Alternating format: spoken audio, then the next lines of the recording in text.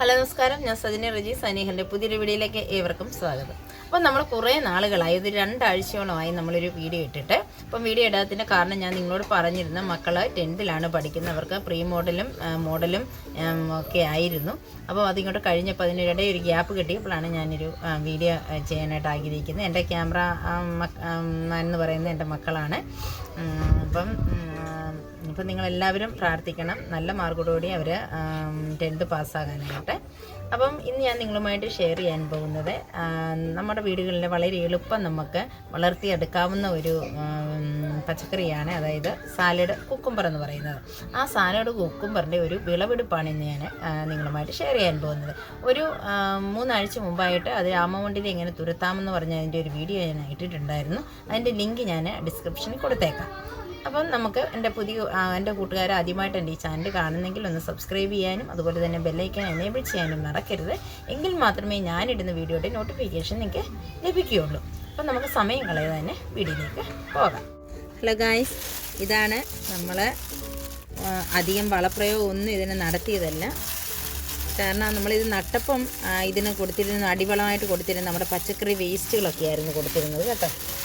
ദേ നോക്കിയേ, നല്ല സൂപ്പർ കുക്കുംബറാണ്. അപ്പം ഇതിൻ്റെ പേരെന്ന് പറയുന്നത് സ്നോ വൈറ്റ് എന്നാണ് ഈ കുക്കുംബറിൻ്റെ പേര്.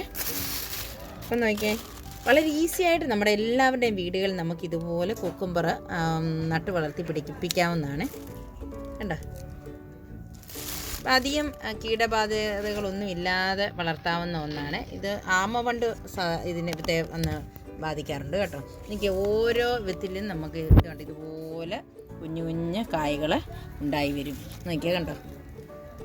പിന്നെ രണ്ടാമത് നമ്മളിതിന് വളം കൊടുത്തതെന്ന് പറഞ്ഞാൽ ഞാൻ ഇച്ചിരി കമ്പോസ്റ്റുകൾ ഇട്ട് കൊടുത്തിരുന്നു. അടുത്ത ഇതിൽ നോക്കി ഇത് ഇവിടെ കണ്ടതുകൊണ്ട് കുത്തിപ്പോയി കേട്ടോ. ഇതിവിടെ കട്ട് ചെയ്ത് എടുക്കാം. അടുത്തത് നമ്മൾ കാണിക്കണം.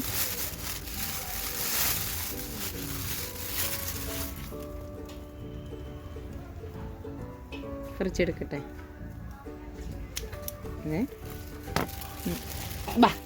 വിളഞ്ഞു പോയെന്ന് തോന്നുന്നു കേട്ടോ.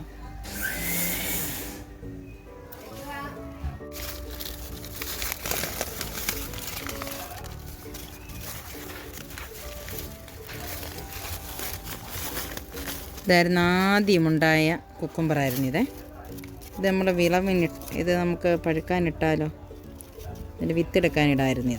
ഇങ്ങനെ ഇരിക്കട്ടെ, ഇത് വിത്തിനായിട്ട് നമുക്ക് എടുക്കാമേ.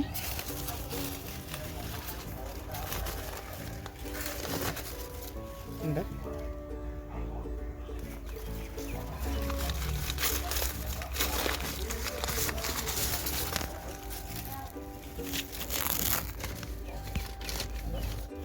കട്ട് ചെയ്യുവാണ്. ഞാൻ പറഞ്ഞല്ലോ, നമ്മൾ വളരെ ഈസി ആയിട്ട് നമുക്കിത് വളർത്തിയെടുക്കാം ഈ കുക്കുംബർ.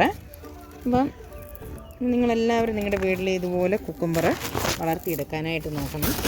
ഈ അറവ് സമയത്തൊക്കെ നമുക്ക് അത്യാവശ്യം വേണ്ട ഒന്നാണ് ഇത് കേട്ടോ. ധാരാളം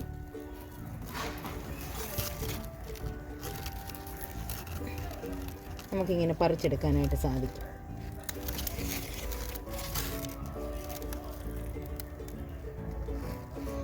ഞാനാണെങ്കിൽ നമുക്ക് വിത്തിനിടുവാണേ. ഇത് ഒന്നുകൂടെ ഇത് വെച്ച് ഇടാം. കുത്തി ഇട്ടേക്കാം. നല്ലതായിട്ട് പഴുത്തിട്ട് നമുക്ക് ഇതിൻ്റെ വിത്തെടുക്കാം. നമുക്കിത് ഒരു 5-6 മൂടിൽ നിന്നാണ് ഇത്രയും കിട്ടുന്നത് കേട്ടോ. നമ്മൾ കട്ട് ചെയ്യാം.